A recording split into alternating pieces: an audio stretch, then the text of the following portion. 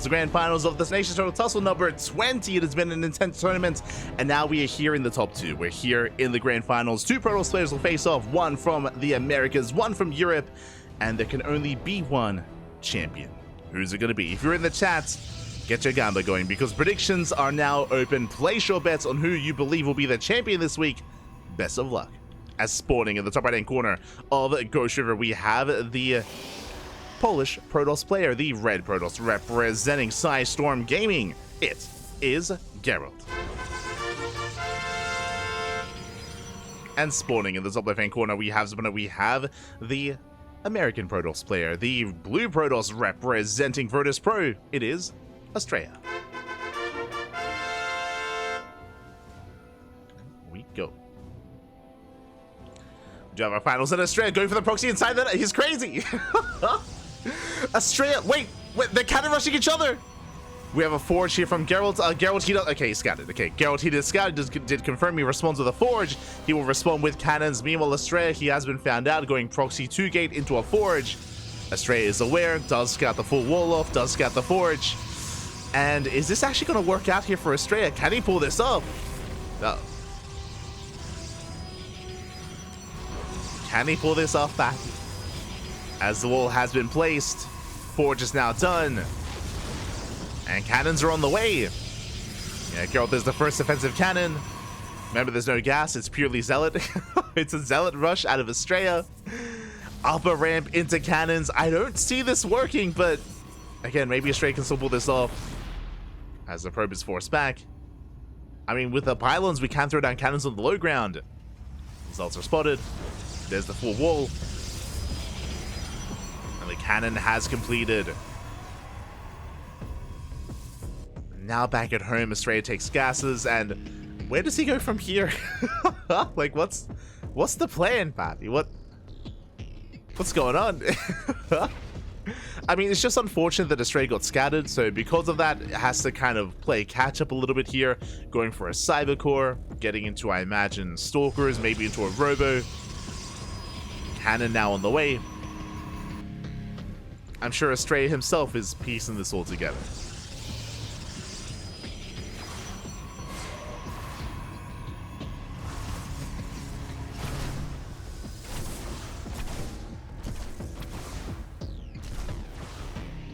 He is piecing it together. Gets one of the Zealots, trading 1 for 1.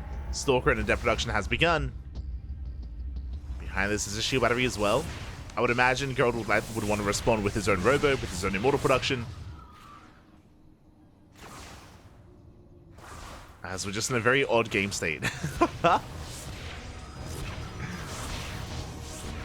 cannon is helping though. Is supporting. Has no high ground vision, unfortunately. Astrea shading in. Does get vision. Going for the Adept. Overcharge gets popped. Ooh, and the cannon is under fire. Okay, that pulls back. Overcharge keeps alive. Cannon goes down. Very nice control here out of Gerald. Very nice control.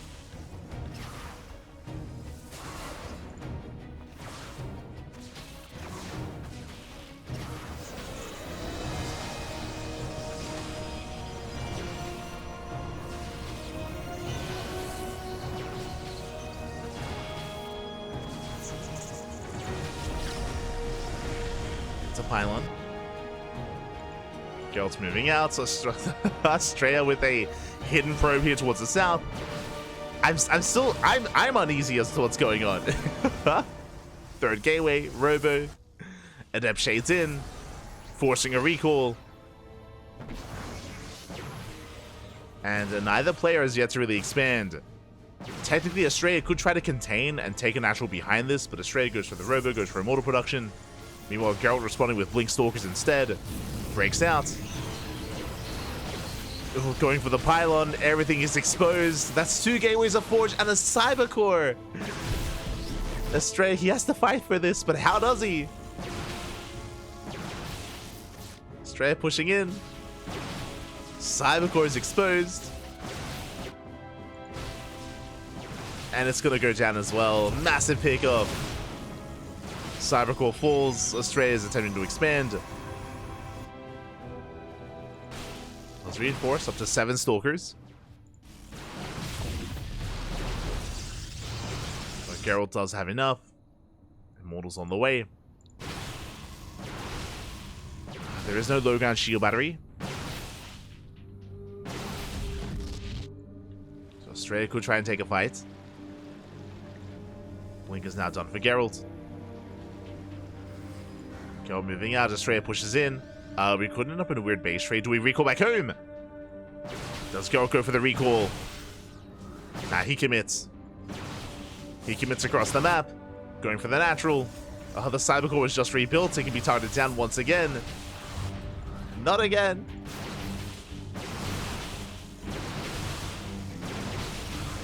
The natural is going to fall.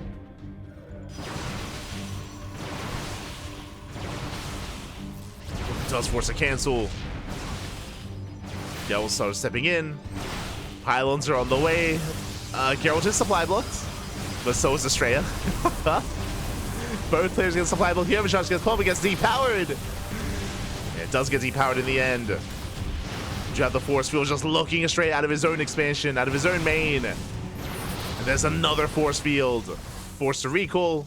Now Gerald's locked in, but GG gets called and Gerald takes game number 1. GG. The hell did I just watch? GG, well played. It was a cheeky opener out of Astrea, but unfortunately it was scattered, so because of that, it kind of fell on its face. Very fortunate scout by Gerald does shut him down. With that, GG. GG, well played.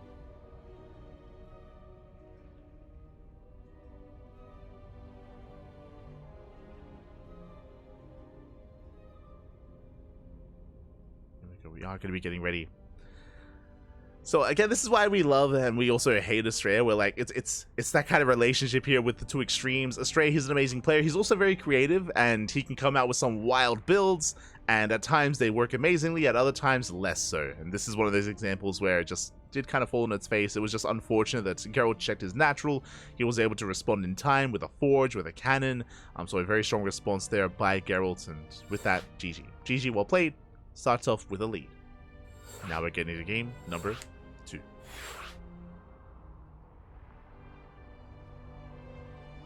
Getting into game 2.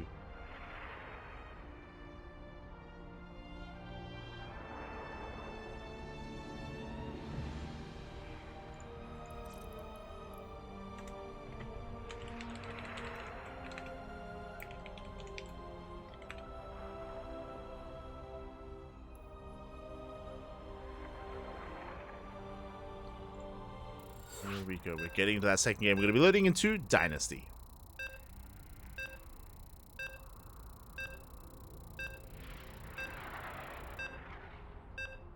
Once again, one of the more unorthodox maps in the map pool, and this can kind of take a weird turn as well.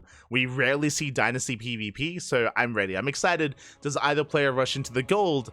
How do our players approach this kind of map? Oh boy. As spawning in the bottom left-hand corner of Dynasty, we have the American Protoss player, the Red Protoss representing... Oh, sorry. The Polish Protoss player, the Red Protoss representing Psystorm Gaming. Did they switch colors? It's fine. It is Gerald. Leading the series 1-0 and spawning in the top right-hand corner, we have the American Protoss player, the Blue Protoss representing Virtus Pro. Down in the series, we'll see if we can bounce back. It is Astrea.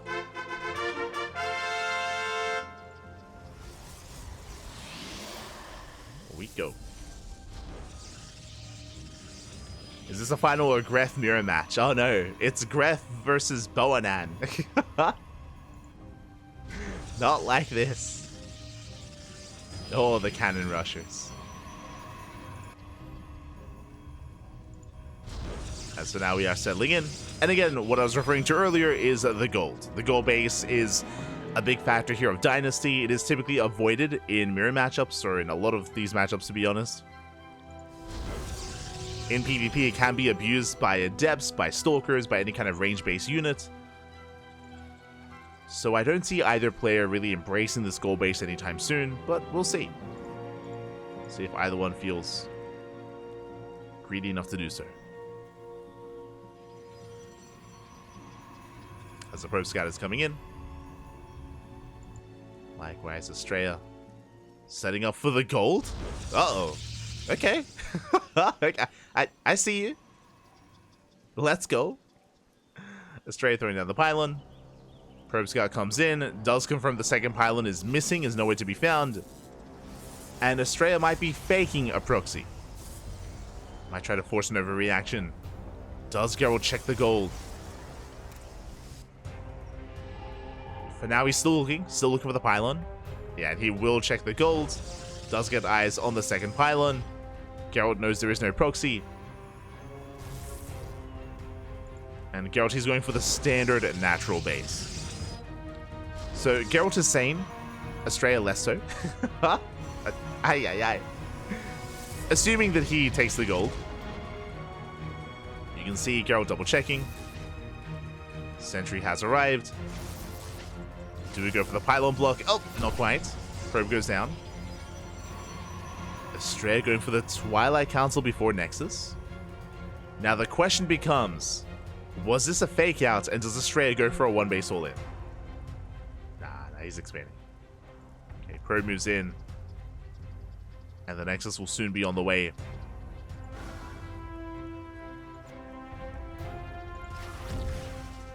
Probe gets shut down. Astrea has the money for it. There it is. Was a little bit delayed, but the Nexus is on the way. Likewise, Gerald taking his own natural expansion. Going for a robo opening. Likewise, Gerald does confirm. And now the pressure is going to be on the red Protoss to deny mining. To deny this gold base. Otherwise, they will fall behind.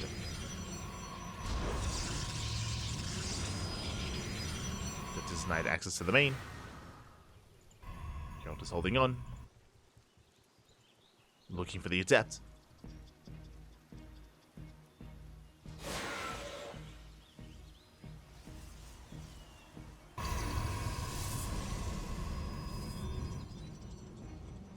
He's looking.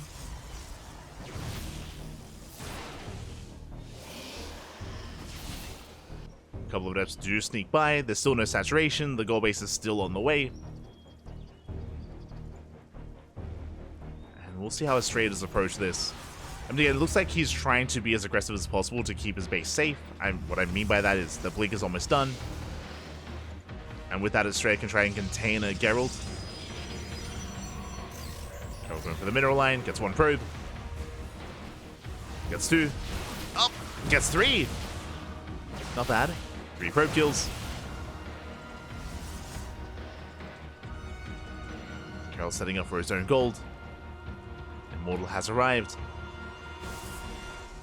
And Astrea is moving out. As he moves out, Gerald likewise pushing out across the map as well. Both armies will miss each other. And who recalls, if any? Who does decide to recall? As Astrea, he's diving into the main base. Takes down the pylon. Gerald's moving out. Going for the mineral line. Does recall back home. Recalls the Immortal. Just recall, there's some reinforcements, Prism under fire. Oh, Prism does not go down. Okay, good movement there by Gerald. Saves the War Prism, drops the Immortal. Zones the army away, comes in for the surround. And won't quite be able to catch the main army. Gets a Stalker.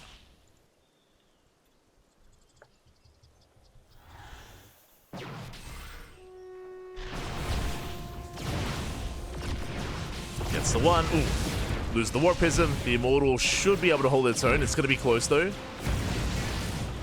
It's going to be going down. A massive pick off here by Astrea. Takes down the Immortal. Saves the Stalkers. And his gold, it's up and running. It's fully saturated. The entire time. Astrea, he's able to save the expansion. He gets away with it. Now getting to his forge. Additional gateways.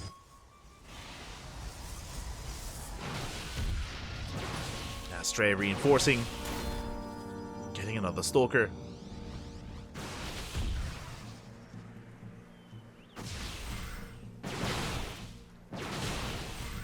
Astrea just abusing his mobility here. Ooh. Trading 1 for 1. But again, the power of Blink. Gerald needs more time. Blink is halfway done.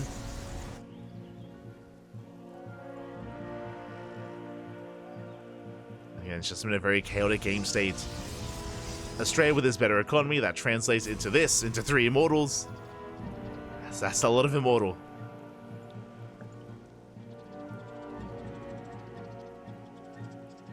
Astrea does have now a more robust army.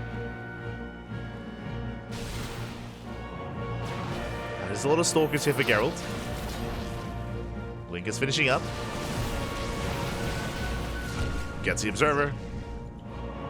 Keeps on pushing. Pass the turtle. Let's go. Does spot the main army. And at the same time, adepts they get across the map. And 2 adepts into the mineral line. They shade into the main as well. Probes are going down. Main army soon to clash. It's going to be 6 probe kills. Better start here for Astrea. Gets a sentry. Gets a stalker. Coming up once again.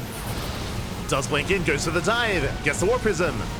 Prism goes down, and Astrea, he will take the fight. Cleans up every single immortal.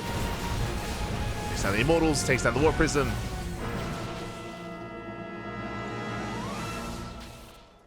Gerald forced to pull back. Gerald is reinforcing with mass zealots, but charge is still not done. He's going to finish first here for Astrea. No Archon production, just gateways, stalkers, zealots, and immortals for both players.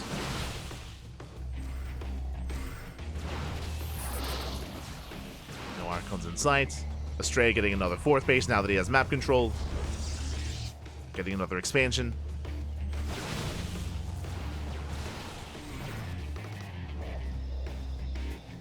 Does have to respect all those charge slots though. Again, without Archons, these Zealots, they can trade quite well.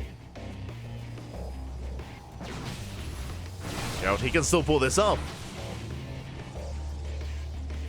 Speaking of Archons, Temple Archives is halfway done. Astrea, he's working towards Archon production. Meanwhile, Gerald doing what he does best, working towards Disruptors.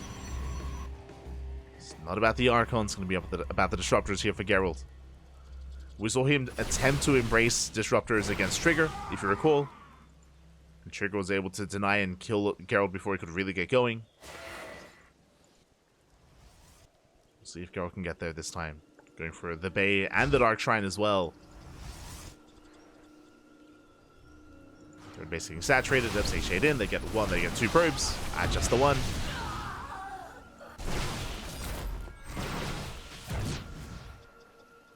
Gerald catching the observer. Denies the scout. Checking the vision. Astrea, he is in the dark. He has not seen anything in the main. Unaware of what's going on. But if he's familiar with the Geralt, he should be aware that, again, Disruptors are what he's fond of, at least.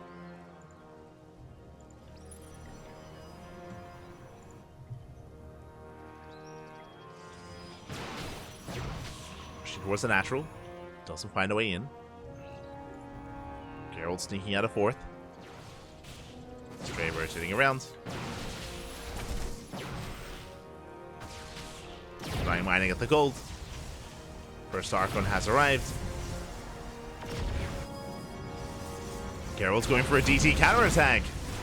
The Dark Shrine is done. And are there cannons back at home? Oh, there is. There's 1 cannon in the natural, no cannon in the main.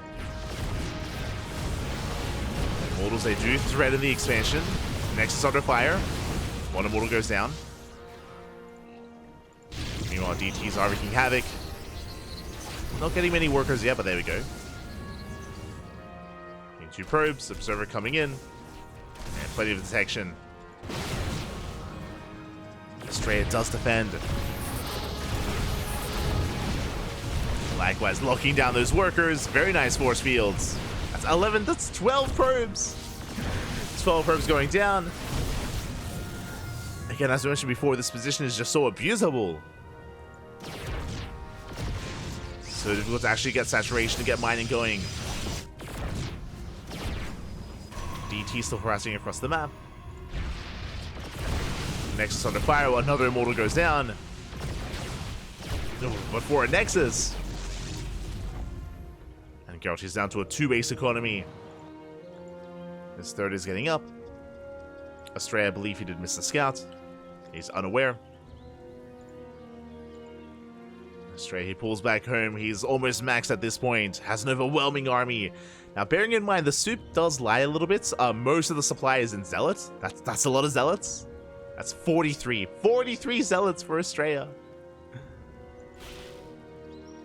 And a couple of well-placed Novas can actually take a fight for Gerald. I almost said trigger. How good are the Novas going to be? Again, that's 5 Disruptors. We need some juicy Novas, Pappy. We need them. DC's going for the Nexus. Oh, didn't quite force a cancel. Army pushing in.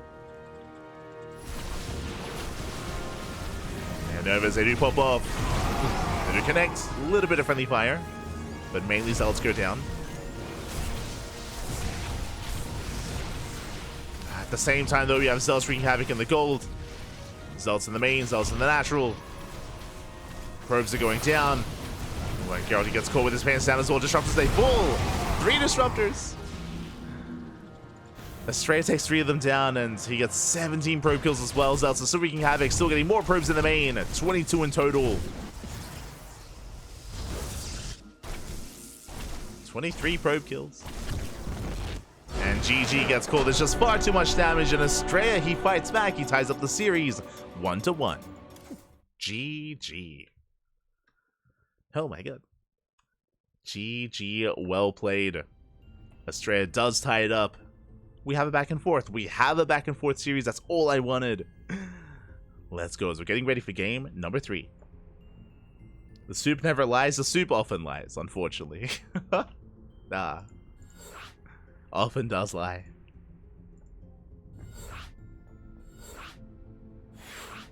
But here we go. We're jumping into game number 3. Número 3. It's going to be on Alcyone. No clear advantage. And again, when it comes to these 2 games, they've just been so awkward and so unorthodox. Game 1 was the cannon rush. Game 2 was rushing into the gold and attempted punishment of the gold as well.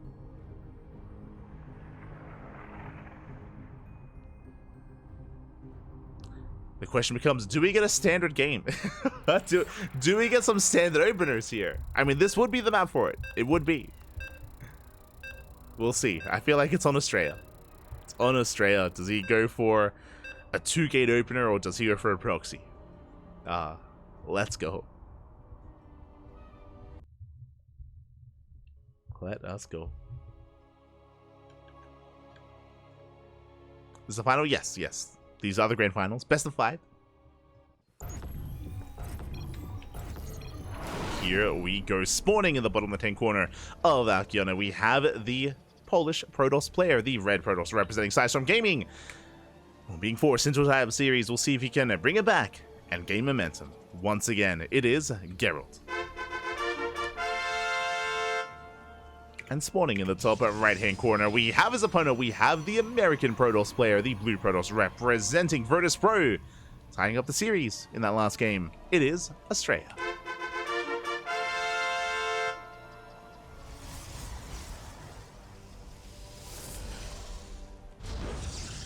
Here we go.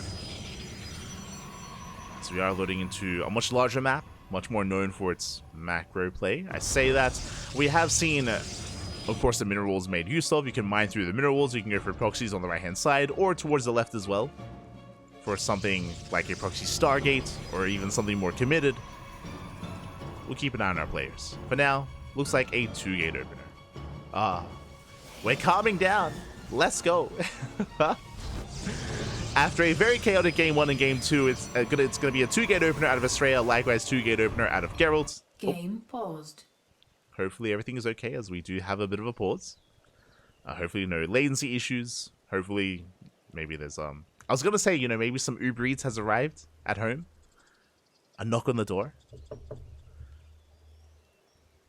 But I believe it's like 5 a.m. for Gerald, so I doubt that's the case. Oh, I say that. Nah, in Poland, there is night pizza. True. Could have ordered some food. Ah. Okay, we'll let him get his pizza. Let him get it.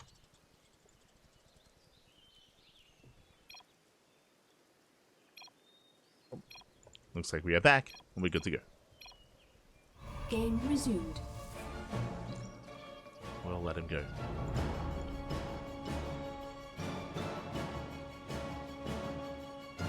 $4 a.m. Yeah. 4 a.m. Pizza time, Bobby. Pizza time. For those that are curious, when I went to Poland for the first time, one of the most memorable things about Poland, as Astrea is going for the proxy pylon. Let's go. I imagine a fake proxy pylon. But one of the most memorable things when going to Poland is there is a pizzeria. I say pizzeria. There's a pizza place in Poland called Night Pizza.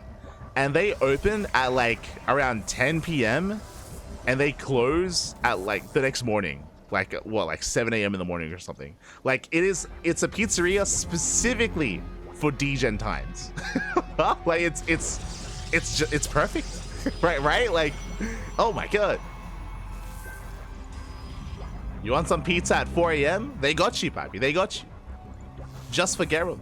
Let's go. Ay. You know what's wild?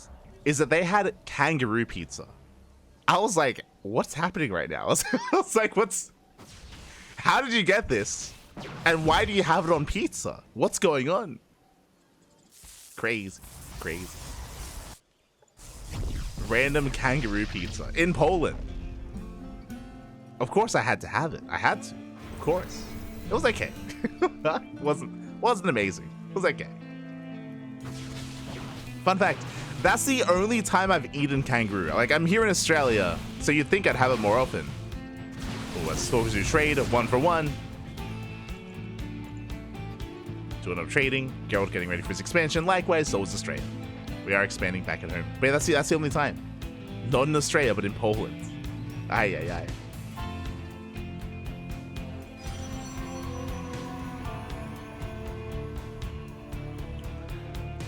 Basically like kebab places around Sydney. I feel like that's a little bit different. A little bit. But it also sounds amazing. I feel like a lot of those kebab places, they're like closer to like the club area, right? So when people go clubbing and after they're done with a night of drinking, they just like go and get kebabs. Like, that makes sense. But I would imagine that's closer to like the CBD or something.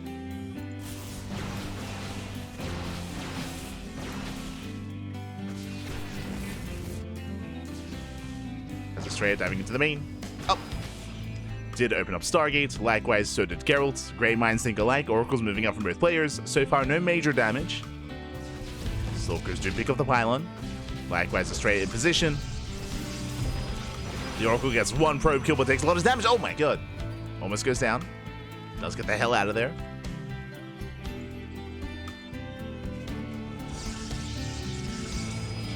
Why does it? Yeah. What do you mean? I'm Aussie, mate. What are you talking about? SMH.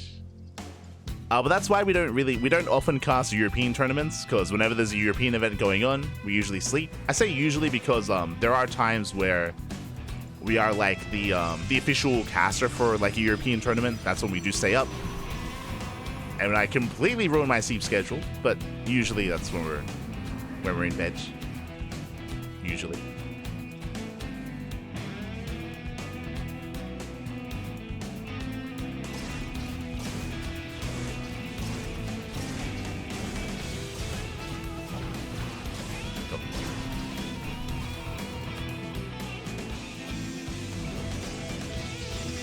Here we go from here. We're just going to be calming things down.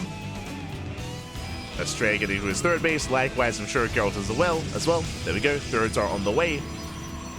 We did have some aggression early on with the Oracles, but no major damage. The Oracles did survive. Astrea setting up back at home, throwing down stasis traps. And I mentioned before that despite the chaotic nature of this series so far in Game 1 and Game 2, here in Game 3, we can embrace some macro pop. Yeah, it's beautiful. We can calm things down, get our third bases up and running, and head towards the mid-game. We're not there yet, but we're headed in that direction. As Astrea, he moves down, he vies for map control, of course. Gerald setting up. In between his bases. And we saw last game Gerald attempt to embrace disruptors, and I'm sure he's going to looking to do the same here as well. Stalkers, they do dive in though. Oracle goes down, stasis is set up. Gets baited out. Nice set up there by Gerald. A couple of probes get caught as well though. As Gerald does defend.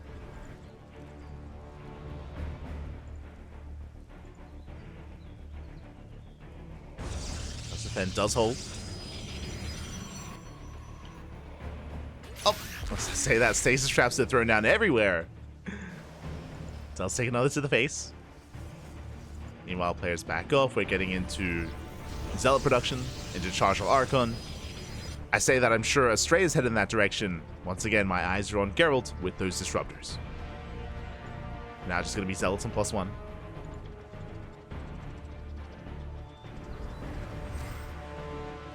Astrea rotating around. He can, of course, now threaten the 4th as well. Setting up a stasis. Make a nice rotation from Astrea. Spots the pylon. Forces a cancel. The oracles can even dive back into the main. Geralt is in position. Build zone away.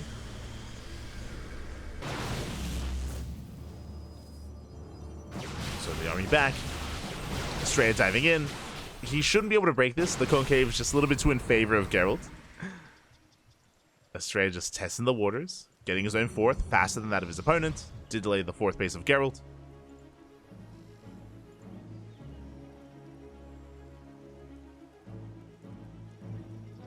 And with that, Astrea does maintain his economic lead. Up in probes. Has a faster 4th. Will have a slightly larger army as a result. Getting into a dark shrine even. Okay. I see you. DTs are on the way. Same can be said for Gerald. Dark Templar for both. Astrea rotating towards the natural once again. And Gerald did miss the rotation.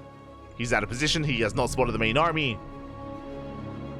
And Astrea, he's going to dive in. Uh-oh. The robo is exposed.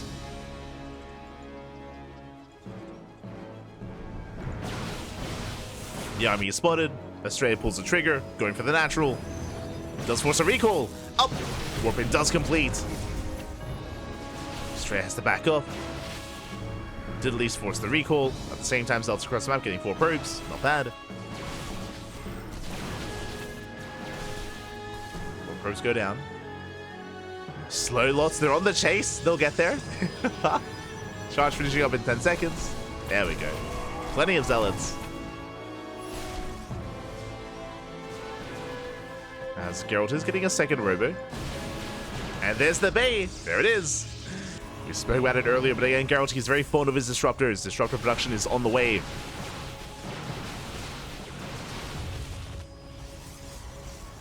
Astrea for now just still embracing Chargelts and Stalkers. No Archons yet.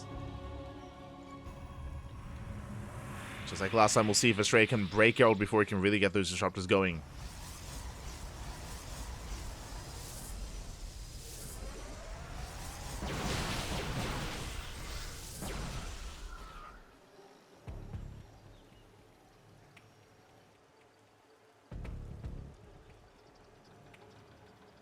Desperate food? No, wholesome food. What do you mean? I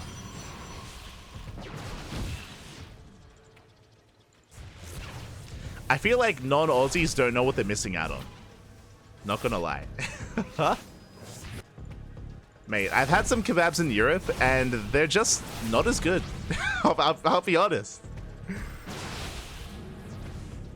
They need to come to Australia, learn how to make a kebab. Ay, ay, ay. They are just different. It's okay, one day. You'll understand.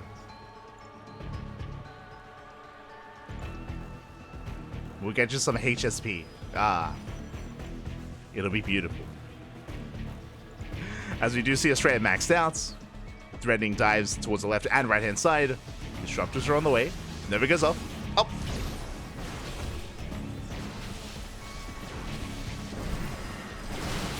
Does go up. DT's a dive into the mineral line. So far, so good. And Astrea, he does hit 3 locations at once. DT's at the 3rd, main army towards the 4th, and a run by towards the natural. Nexus goes down. Gerald getting pulled apart. Did try to embrace disruptors, but this might just be too much. I mean, the disruptors, they can't really do much here. Yeah, they're pinned against the wall. 24 probe kills. And Astrea is overwhelming. Nova's coming in. They blink away. 31 probe kills. Ay, ay, ay. And the disruptors! He gets 2! He could get all 3. Yeah, Astrea gaining ground, breaking through. Gerald trying to warp in, trying to hold on, leading out another immortal. Gerald, he will force back the main army.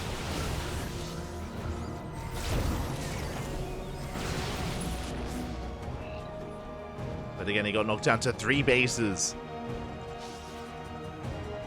Still has his robos though, still pumping out more disruptors. That's what I will say. Even though Astrea has a massive army supply lead, what I will say is, with disruptors, anything is possible. They are the great equalizer. If Gerald's able to catch Astrea out, 1 time too many. Never goes off. Takes out some zealots. Disruptor goes down. Novas, they are on cooldown. DT counterattack getting set up. There are 3 cannons in position. That's a lot of cannons. Meanwhile, massive warp in into the main base once again. Astrea just pulling Geralt apart. Geralt, he might be able to win a fight head on, especially with these disruptors. But they're just running into the main army. 2, 3, 4 disruptors going down. Massive pickups at the same time. DTs is out in every other mineral line. They're in all the bases. Getting more economic damage, forcing a recall as well. 24 probe kills. Not like this.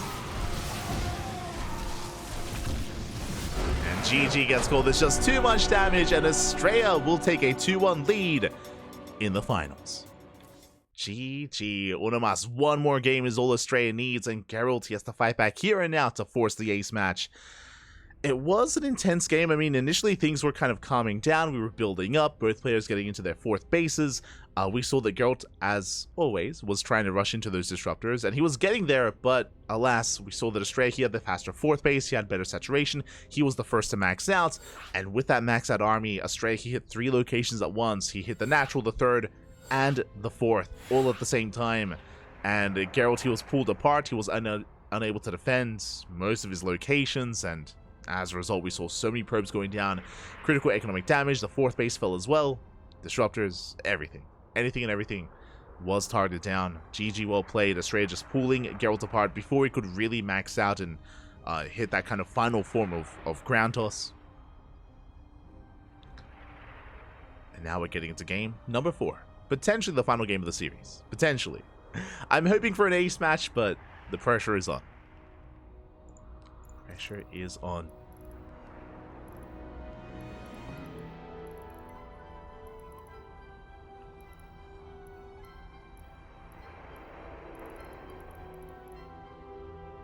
Here we go. The turtles they're tussling, papi. They're tussling like crazy.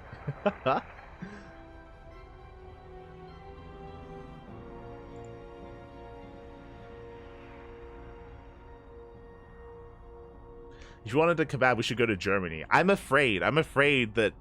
I feel like, especially whenever you hear the Home Story Cup broadcast, they always hype up the kebabs, the local kebabs. I'm afraid I'm going to be disappointed. not going to lie. I'm terrified. The insomnia cookies. Oh, no. Not the insomnia cookies.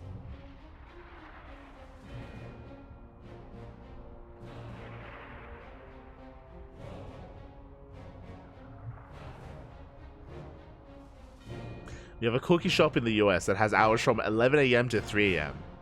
Yo, they must hit different. That sounds amazing. For all the people out there with the munchies. Ay, ay, ay. I'm sure working there, you must get like a lot of... For the people that work there, I should say. They must get a lot of characters. Interesting place to work.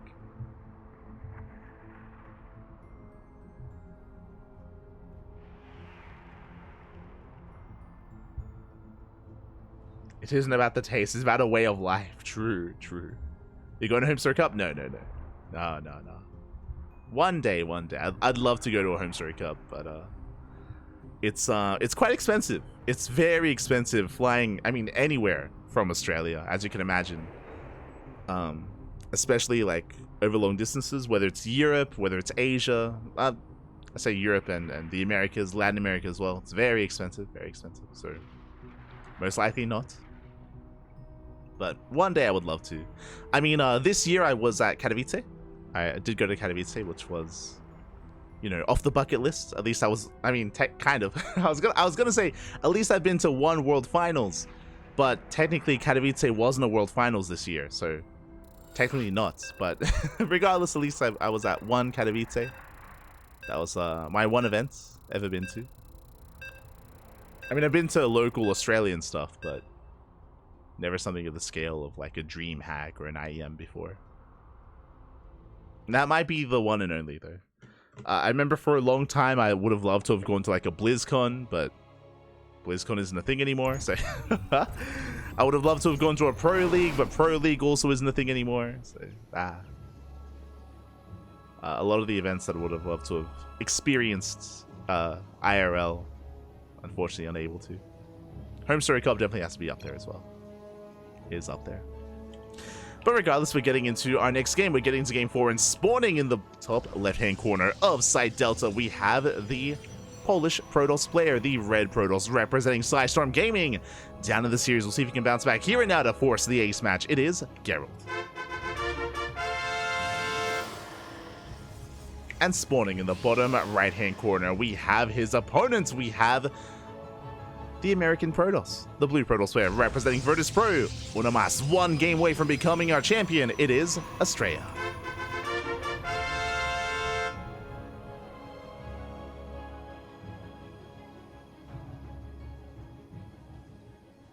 Good kebabs are about the tasty way of life. Ah, exactly. But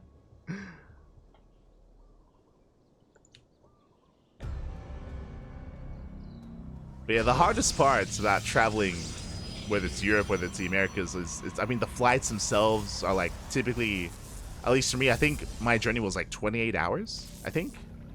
Was it 28 or was it 36? I can't quite recall. Of course, it isn't like purely traveling, but a lot of that is like layovers, like 10-hour layovers like in Singapore, or 8-hour layover like in Frankfurt or something. So that like adds to the travel time to make it like 36 hours. But yeah, it's brutal. it's brutal, Pappy. Aye, aye, aye.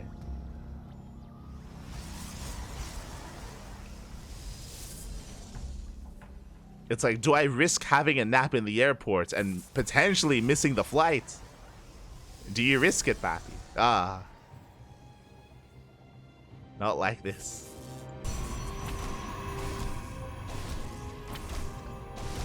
As for now, we are going to be embracing Side Delta. Astrea, of course, opening up a Gate Expand, a more greedy economic opener here out of Astrea. I mean, this makes sense on a map like Side Delta, so my apologies, may as well talk about the game itself. Meanwhile, Gerald instead goes for a 2-gate opener. Interesting.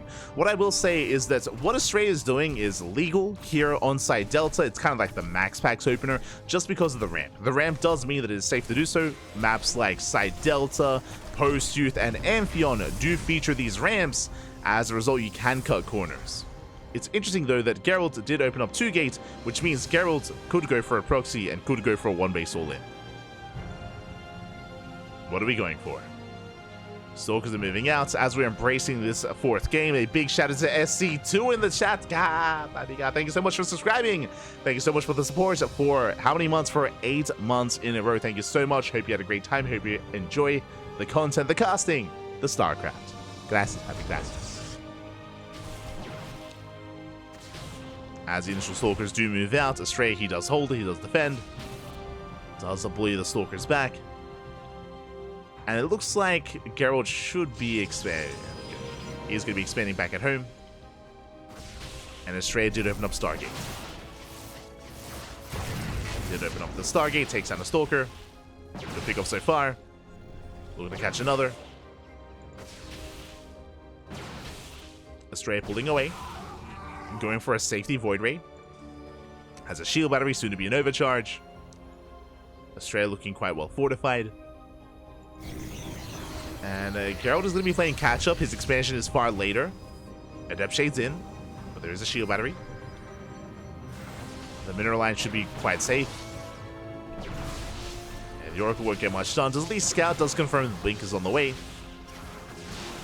So Gerald will have Blink Stalkers. Astrea, he's going to be stuck at home with Immortal Production instead. And I believe Astrea, yes, he also did cancel his Void Ray, realized he didn't need it, did confirm that, of course, his opponent was expanding. If it was a one-base all-in, then that's when the Void Ray comes into play. Are we going Dark Shrine? Okay, just Gateway. I was like, is he crazy? Just a proxy gateway across the map. Gerald, he has 3 gateways back at home, 4th gateway proxied, 4 gates blink. Very aggressive. And we'll see if Gerald can break the natural.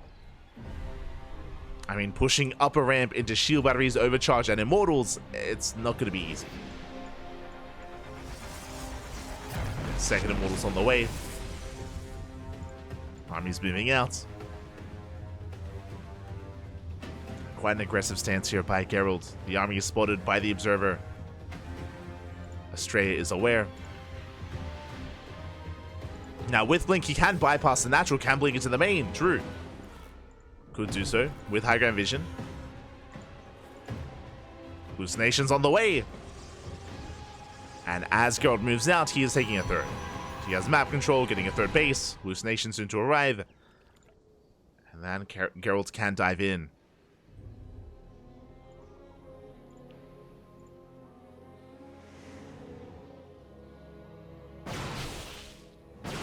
Picking off the pylon.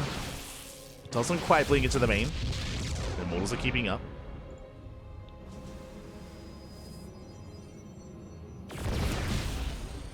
Able to keep up. Triggering the shields. And again, Gerald is not all in. He's expanding, taking a third, trying to take an economic lead. Meanwhile, Astrea opening up Dark Shrine. Okay, interesting. Does follow things up with the Dark Shrine. Third base is delayed. Now, what's interesting here is that Gerald, because of his opener, he doesn't have a robo. There is still no robo for Gerald. No detection, not yet. I mean, outside of the Oracle, of course. Oh, so my apologies. That is Astrea's Oracle. So I'm concerned. Zealots are going down. Proxy gets shut down as well. Gerald in position to deny the third.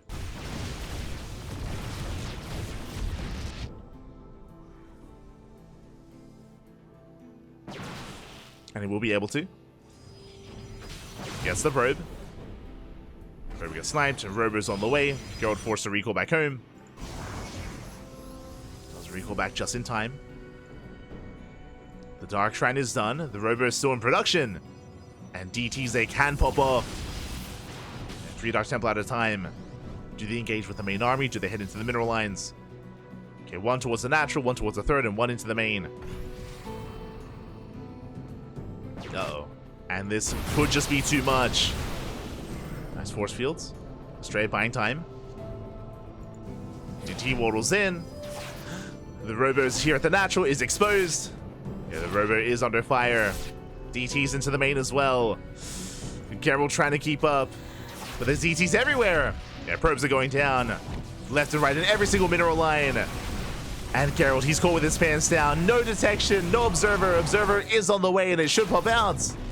But damage has been done. Immortal does fall. It's going to be 12 probe kills. 13. 13 probes going down, up to 14. And Gerald's getting pulled apart. And he will be able to force back the main army, but they're still going. No! DTs. They're still popping up. And Gerald's stuck on one base. Another DT in the natural as well. 21 probe kills. The power of the Invisible Man. They keep going. He just keeps warping in. He doesn't stop. Oof. And behind this, Astrea, he's just expanding. Just taking his own third, getting further ahead, embracing his economy. DT into the main, 25 probe kills. Getting a Stalker as well. Going for the pylons, going for the production.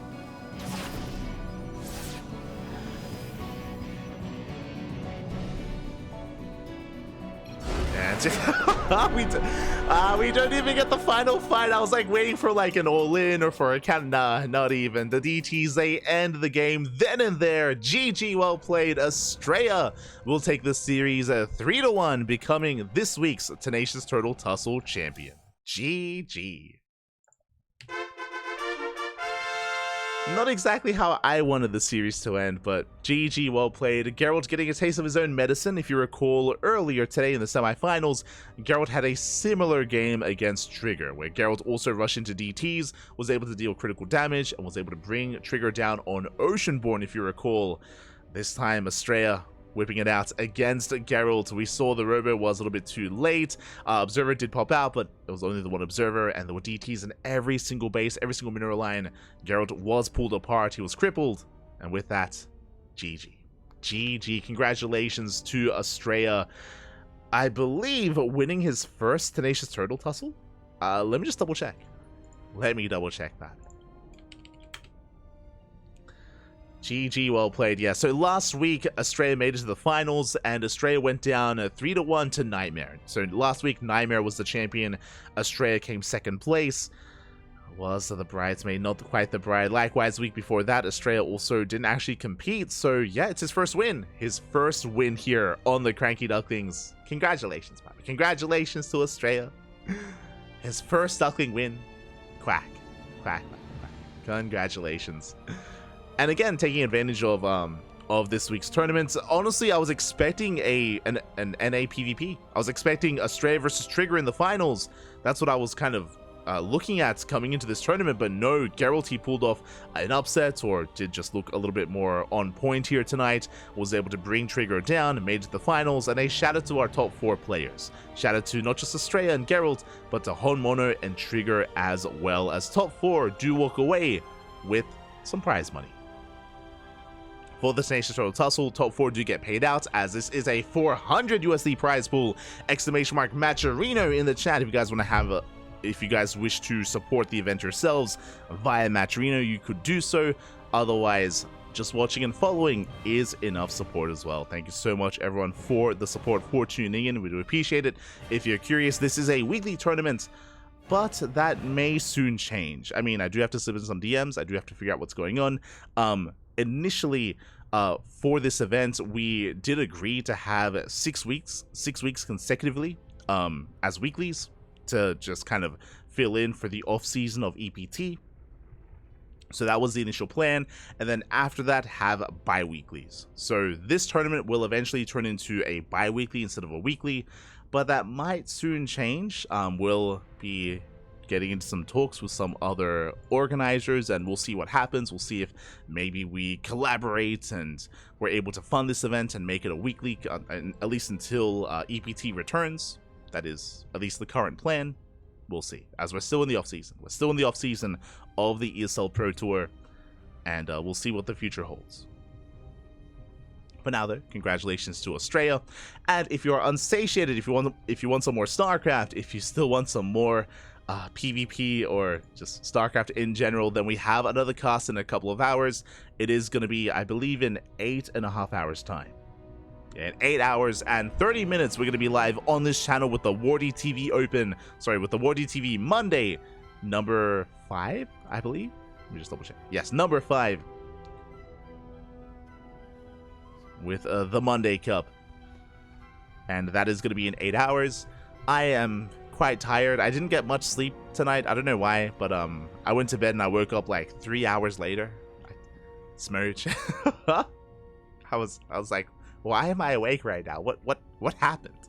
So I didn't really get much sleep. So I am going to be going and getting some rest. I might just get some breakfast, get some food first, get some water, get some work done, and then have a nap and wake up in time for some Wardy TV Monday. That is the plan here on the Cranky Ducklings.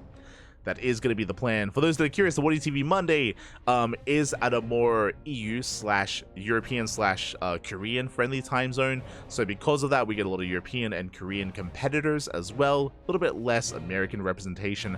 But that is why we have this time slot. That is why we have this event to cater towards that more Latin American and North American region and scene. That is the goal of this time slot.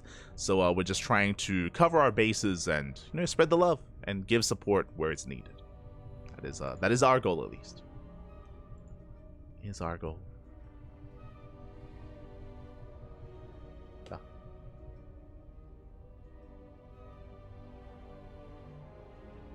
It do be like that sometimes. Man with cape strikes again. The Invisible Man. The Invisible Man.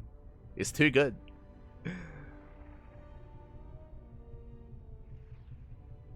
GG, well played. Like me, I can't sleep. 36 hours travel to Canada. Didn't sleep a second. You're crazy. You're crazy. I was talking about not sleeping like during the layers. I can sleep on a plane. I can do that. I can sleep. That's less of an issue. But crazy.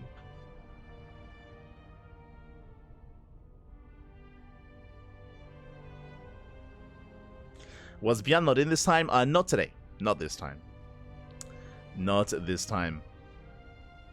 But with that, GG. GG, well played. Hope you all enjoyed yourselves. Hope you all had a great time. Again, our next cast is going to be in 8 hours, so we'll see you then, or we'll see you next time. When it comes to our schedule this week, it is going to be slightly different. I believe there is no Ursasaurus Cup tonight, or sorry, tomorrow, so I'm going to be missing out on that. But we will be casting Code for Giants Cup on Wednesday. We have Code for Giants Cup, we have the Pond cast on Thursday as well, and potentially some more coverage over the course of the weekend. We have the StarCraft Evolution League, we have STC as well, Sparkling Tuna Cup, and much more to come as well. So plenty of StarCraft here on the horizon. Otherwise, thank you for watching, thank you for tuning in, thank you for the support. If you want to help support the Cranky Ducklings, you can do so via Patreon if you wish. !Patreon in the chat, and you'll get a link to all of our stuff. Thank you so much. Out for the bits. Thank you, Jason. Oh my god. Jason A-Stack, gracias for the 500 bits in the chat. We do appreciate the support. And again, you can support us elsewhere via Patreon or subscribing on Twitch. We do give out replays to our subscribers and to our patrons as well. Replay packs of this tournament, for example, of the Tenacious Turtle Tussle. If you want to learn how to PvP like Astrea and have that weird cannon rush build on Ghost River, which did not work, you can do so by subscribing. So we do give out replay packs of these tournaments like Tenacious Turtle Tussle, Sparkling Tuna Cup, Kung Fu Cup, and many other events as well. Otherwise, you can follow us on all the social medias, Twitter, Facebook, Instagram. We're streaming on YouTube. VODs are on YouTube on a daily basis. With that, we're wrapping up. That's enough shoutouts. that's enough. That's enough shilling.